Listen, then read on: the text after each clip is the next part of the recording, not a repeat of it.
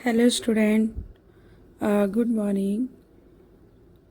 कल हम पढ़ाए थे क्रियाकलाप 3.1 और आज हम लोग देखेंगे क्रियाकलाप 3.2। लिखा है आयरन, कॉपर, एल्युमिनियम और मैग्नीशियम का एक छोटा टुकड़ा लीजिए।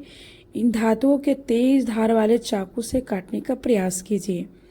यानी कि हम बहुत सारे धातु लेंगे, ठीक है, जो आपने कल मैंने ये बताया था कि हम लोग अपने घर में जो यूज़ करते हैं, ठीक है, लोहा हो गया, एल्युमिनियम हो गया, कॉपर हो गई, ठीक है, मैग्नीशियम शायद आप लोग नहीं देखे होंगे लेकिन वो भी एक धातु है, और सोडियम है। तो क्या हम इसको काट के देखेंगे चाकू से इन धातुओं को। चिमटे से सोडियम धातु का एक टुकड़ा लेंगे और सोडियम का जो धातु रहेगा उसको चिमटे से हम लेंगे ताकि उससे मेरा कोई रिएक्शन ना हो। लिखा है सावधानी, सोडियम धातु का उपयोग करते समय हमेशा सावधान रहिए। फिल्टर पेपर के बीच दबाकर इसे सुखा लीजिए। फिल्टर पेपर के बीच उसे दबाकर उसको सुखा लेंगे सोडियम को, ठीक है, और उसको चिमटे की मदद से पकड़ेंगे। वाच ग्लास पर रखकर इसे चाकू से काटने का प्रयास करेंगे। वाच ग्लास यानी कि जो वाच जो अंदर और बाहर दोनों तरफ से दिखती है उसको वाच ग्लास कहते हैं, आपने लैब में देखा होगा। और उसमें हम रख के चाकू से काटने का मदद करेंगे। आप देखेंगे कि धातुएं सामान्यतः कठोर होती, प्रत्येक धातु की कठोरता अलग अलग होती है। आपको पता है बच्चों कि जैसा कि पता होना चाहिए कि यदि हम लोहे को काटते हैं चाकू से तो वो नहीं कटती है, ठीक है।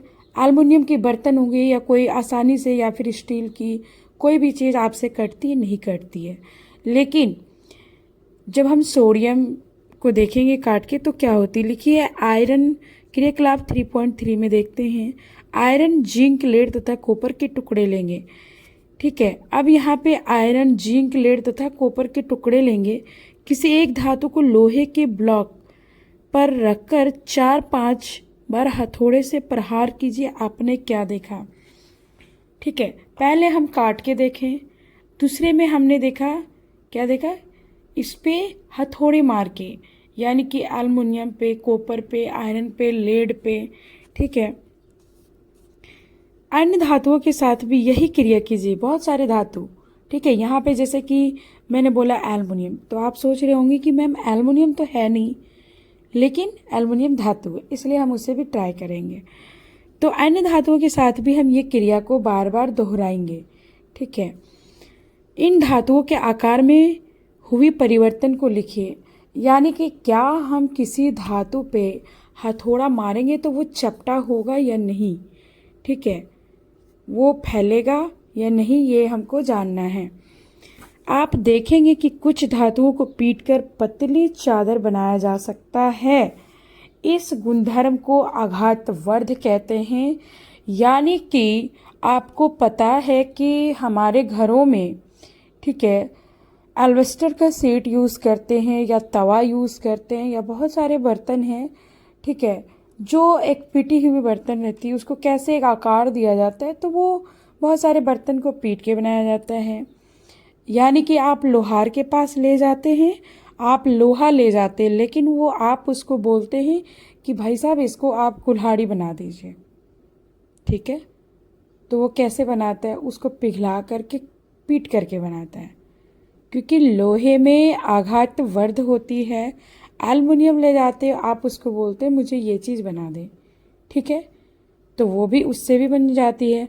आप सोना लेते हो, सोना का आपने टुकड़ा लिया, उसको अलग तरह का डिज़ाइन का आपने ईयरिंग बनाने बोला, जेवर बनाने बोला, या कोई भी चीज़, ठीक है, जो आकार बनाने दिया है, ठीक है, तो उसको पीट पीट के वो पतली चादर के रूप में बना सकते हैं। उसको आघातवर्धता कहते हैं। क्या आप जानते हैं कि सोना तथा चांदी सबसे आघातवर्ध धातुएं हैं। जितनी भी धातु हैं, ठीक है, सबसे ज़्यादा आघातवर्ध यानी कि सबसे ज़्यादा पतली चादर के जैसा जो होती है वो सोना और चांदी है। तभी तो हम तरह तरह के आभूषणों का इस्तेमाल कर पाते अपने लाइफ में, दैनिक जीवन में, ठीक है। एक एक छोटी सी सोना का जो मतलब टुकड़ा है तो उसे हम बहुत लंबा भी बना सकते हैं, चौड़ा भी बना सकते हैं। जैसे कि देखिए लिखा हुआ है क्रियाकलाप 3.4 में उन धातुओं की सूची बनाइए जिसके तार आप अपने दैनिक जीवन में देखते हैं। हम अपने दैनिक जीवन में तो सोने चांदी का तो तार नहीं देखे हैं, लेकिन एल्युमिनियम का तो तार देखे हैं। ठीक है, ये तो ज़रूर देखे होंगे। और ये तांबे की तार देखे हमने, कॉपर की तार देखी है जो कि इलेक्ट्रिक में यूज़ किया जाता है। ठीक है, जब लाइन वाले तार में हम देखते हैं ब्लू या ब्लैक में या फिर रेड वाले में, तो उसको जब हम छीलते हैं तो उसमें एक कॉपर की तार निकलती है, तो वो आप देख सकते हैं। लिखा है धातु के पतले तार के रूप में खींचने की क्षमता को तन्यता कहा जाता है। और धातु के जो पतला तार के रूप में खींचने की क्षमता को तन्यता कहते हैं। क्या कहते हैं? तन्यता। यानी कि ये जो आप देख रहे हैं तन्यता। ठीक है, तार पतले तार के रूप में खींचने की क्षमता को तन्यता कहते हैं। यानी कि जैसे एक रस्सी होती, पतली वाली धागा होती है, वैसे खींच ले वैसे जब हम किसी धातु को खींचते हैं तो वो एक तन्य धातु है। सोना सबसे अधिक तन्य धातु है। क्या है? सोना। सबसे ज़्यादा तन्य धातु कौन है? सोना। आपको यह जानकर आश्चर्य होगा कि 1 ग्राम सोने से 2 किलोमीटर लंबा तार बनाया जा सकता है। यानी कि 1 ग्राम, सिर्फ 1 ग्राम सोना कितना होता है? बहुत कम होता है, बहुत कम होता है। ठीक है, यदि आप सोनार के पास जाओगे, बोलोगे भाई 1 ग्राम सोना दे दे, मुझे तार बनानी, तो वो हंस देगा। ठीक है, क्योंकि उसे नहीं पता कि इसमें तन्यता कितनी होती है। वो बनाते हैं लेकिन उसने विज्ञान नहीं पढ़ी है। ठीक है, तो वो बहुत थोड़ा सा होता है 1 ग्राम। 2 किलोमीटर यानी कि मेरे स्टूडेंट, आपको पता है कि मेरा स्कूल से सरिया रेलवे स्टेशन की दूरी 2 किलोमीटर है। कितनी है? 2 किलोमीटर। और वहाँ से अपने स्कूल से सरिया रेलवे स्टेशन तक हम 1 ग्राम सोने का तार बना सकते हैं। इतनी लंबी खींची जा सकती है। ठीक है, लिखा है आघात वर्ध तथा तन्य के कारण धातुओं को हमारी आवश्यकता अनुसार विभिन्न आकार दिए जाते हैं। बिल्कुल, आघात वर्ध और तन्य दोनों के कारण हमें अलग अलग तरह की चीज़ों का इस्तेमाल करने को मिल रहा है, क्योंकि उसे पीट के, उसे खींच के एक आकार दिया जाता है, तो ही हम उन चीज़ों को एक अलग रूप में इस्तेमाल कर पाते हैं।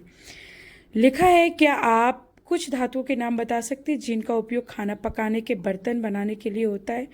क्या आप जानते हैं इन धातुओं का उपयोग बर्तनों को बनाने के लिए क्यों किया जाता है? इसका उत्तर पाने के लिए निम्नलिखित क्रियाकलाप करते हैं। क्या हमको अपने दैनिक जीवन में, रोज़ की ज़िंदगी में ये नहीं पता होगा कि हम किन से मतलब कौन से बर्तनों को इस्तेमाल करते हैं खाना बनाने के लिए? बिल्कुल, हम एक नॉर्मल परिवार से हैं और हमें पता है कि हम कौन से बर्तन लाते हैं बाज़ार से। हम रोटी बनाते हैं तो किस पे बनाते हैं? लोहे के तवे पर बनाते हैं, प्लास्टिक के तवे पे तो नहीं बनाते हैं। ठीक है, तो आपको पता होना चाहिए कि जो हम रोटी बनाते हैं वो तवा लोहा का होता है, या तो फिर आपका एल्युमिनियम की भी आती है। आपने जो खाना बनाते हो यानी कि चावल बनाते हो, तो वो जो बर्तन होती है या तो आपकी स्टील की होती है या एल्युमिनियम की होती है। ठीक है, बहुत सारी चीज़ों की आती है बर्तनें, तो सब आते हैं। पीतल, कांसा, तांबा जो जानते हैं आप लोग, वो भी एक बर्तन है और वो भी सारे धातु हैं। ठीक है, तो आपको ये पता होना चाहिए कि ये जो बर्तन हैं, आखिर हम क्यों उन धातुओं का ही इस्तेमाल करते हैं, एल्युमिनियम की बर्तनों का। हमने एल्युमिनियम की कढ़ाई क्यों लेनी है? ठीक है, लोहे की कढ़ाई क्यों लेनी है? आखिर वो क्योंकि इसकी भी कोई रीज़न हो सकती है। तो हम आगे देखेंगे, आगे की क्रियाकलाप में इस पॉइंट को देखेंगे कि आखिर क्यों हम धातु के ही बर्तन इस्तेमाल करते खाना बनाने में, हम प्लास्टिक के बर्तन क्यों नहीं इस्तेमाल करते। या ठीक है, देखिए लिखा हुआ है क्रियाकलाप 3.5, एल्युमिनियम या कॉपर का तार लीजिए, क्लैप की मदद से इस तार को स्टैंड पर बांध दीजिए, जैसा चित्र 3.1 में दिखाया गया है। तार के खुले सिरे पर मोम का उपयोग कर एक पिन चिपका दीजिए। स्प्रिट लैम्प मोमबत्ती या बर्नर के क्लैंप से निकट तार को गर्म कीजिए। थोड़ी देर बाद आप क्या देखेंगे, परीक्षणों को लिखिए। क्या धातु का तार द्रवित होता है? यानी कि हमें एक लैंप लेना है, ठीक है, स्टैंड में, और ये क्लैंप मतलब नट से जो बांधते हैं ना, किसी चीज़ को कसते हैं, उसको क्लैंप कहते हैं, ठीक है। और ये तार जो खुला सिरा है, ठीक है, पिन यहाँ लगाए हैं और इसके बगल में मोम, ये धातु की तार है। ये जो पतली तार आपको दिख रही ये धातु की है।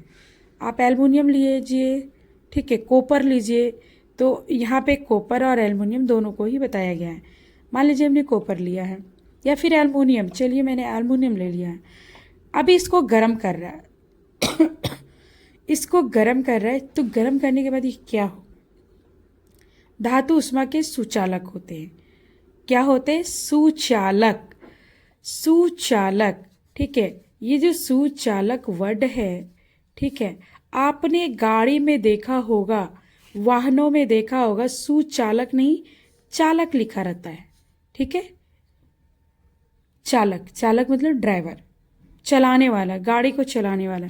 यहाँ पे सुचालक का मतलब है धातु उष्मा के सुचालक होते हैं। उष्मा का मतलब होता है हीट, ठीक है, इलेक्ट्रिसिटी, हीट या गर्म, कुछ भी बोल सकते हैं अपने वर्ड में, जो समझ में आ रहा है आप सोच सकते हैं।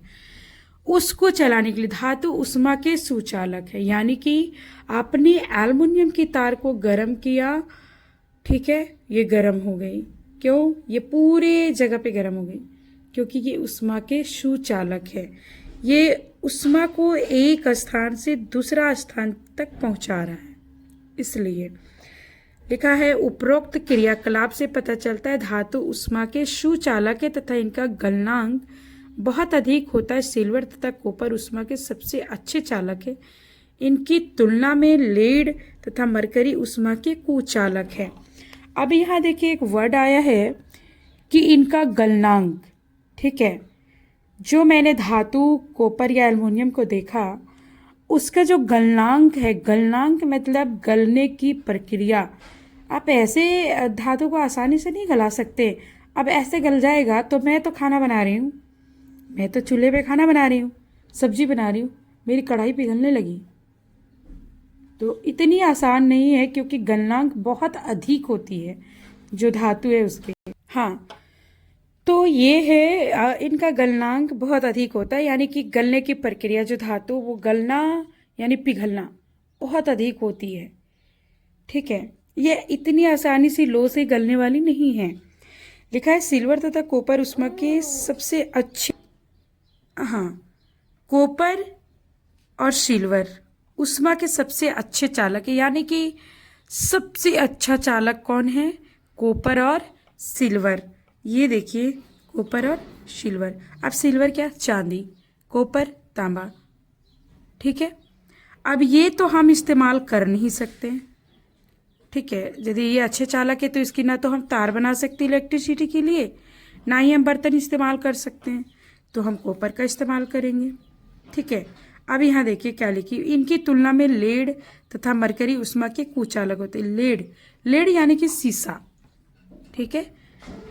मरकरी उष्मा, मरकरी यानी कि जो आप देखते होंगे मरकरी लगी होती है हमारे घरों में, जो ट्यूबलाइट जिसको कहते हैं हम अपनी भाषा में,